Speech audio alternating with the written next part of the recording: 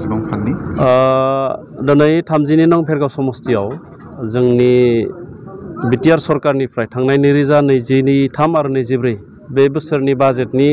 जिफोर खामानि दङमोन बे खामानिया जाबाय माखासेयानो जों बेखौ बेखेवदों 2 कौटिनिबो बांसिन बे बिबांनि रांनि जोङो खामानि बेयाव जाबाय आरो बेखौ जों बेखेवदों जाबाय बिनि अनगायैबो गोबां खामानि जोंहा जादों खासियासुबायावबो नलेज सेन्टार जानानै दं जों बेखौ बेखेवाखै खासियासुबायाव जोङो सेरिकालचार बेखेवनाय जादों हाग्राबारि भिसिडिसि हिसाबै नलेज सेन्टार आबुबनि जोंहा women facility centre repairing culture stage पानिसिलि भिसिडिसियाव आरो मुंख्लं सुजित नार्जारिनि मुङाव बिटिआर सरकारनिफ्राय मानगोनां सि प्रमद बर'नि मिशन जोंनि सरकारनि मिशन अडिटोरियाम जोङो समस्ति गंसेयाव मोनसे करि मोनदोंमोन आरो बेखौ खाग्राबारियाव जोङो बेखेवनाय जाबाय बिनि एमाउन्टआ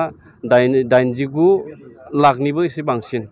बेबायदिनो गासैजों ज' खालामोब्ला जों दिनै बेखेवनाय स्किमा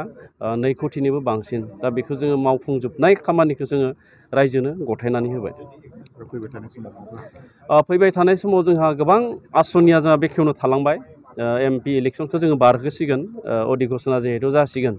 जोंहा खामानि जाखानायानो गोबां दङ कालचार स्टेजनिफ्राय लानानै क्लाब नयं कमिउनिटि हल कमिउनिटि टयलेट बेफोरबायदि थानसालिनि माखासे खामानि बेबायदि गोबां जोंहा गुबुन गुबुन डिपार्टमेन्टनि पिडब्लिउडि पिएनआरडि स्पर्ट्सनि कालचारनि गोबां डिपार्टमेन्टनि जोंहा आसनि दंबावो बेखौ जों एमपि इलेक्सननि उनाव बेखेवगोन थोंजोङै बुंनो थाङोब्ला 32 नं भेरगाव समस्तिया बिटिसि जानायनि उनाव दाजादों आरो गोबां उन जानानै दङमोन नाथाय जोङो बिटिआर सरकार फैनायनि उनाव जेसेबांखिनि जोंनि ओनसोलाव मावनो गोनां खामानि दङ बेखौ जों गोसो होनानै मावनो नाजानाय जादों आरो दासिम भेरगाव समस्तिनि जेसेबां गामि बे गामियाव मोनसेबाबो आसनिया सहैबाय आरो जिखिनि मोनसे मोननै फिसा फिसौ सुपा दङ बिथांमोननि गामियाव माखासे स्किमा हयथ' सहैयाखै बेखौ नैबे रांखान्थि बावजा 2 बोसोर जों मोनबावगोन बेयाव जों गासिबो गामियाव बे आसनिखौ होनो थाखाय जों नाजागोन दासिम फर्मेलिथ' एनाउन्समेन्ट जायाखै जायखिजाया केन्डिडेटआनो फैया मानो क'क्राझार लकसभा समस्तिनिफ्राय एनडिए हिसाबै होनाय जागोन इउपिपिएलनिफ्राय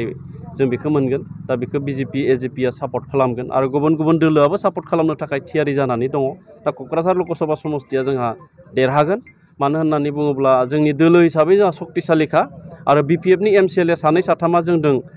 जइन जानायनि खोथा बिथांमोना फोसावदों बारग' मन्त्रि चन्दन ब्रह्मनि खोथाया सिखारबाय थादों बिथांमोना जइन जायोब्ला आरोबाव जोंनि समस्तिनि बा जोंनि इउपिपिएल दोलोनि जि गोहो बे क'क्राझाराव बांसिनै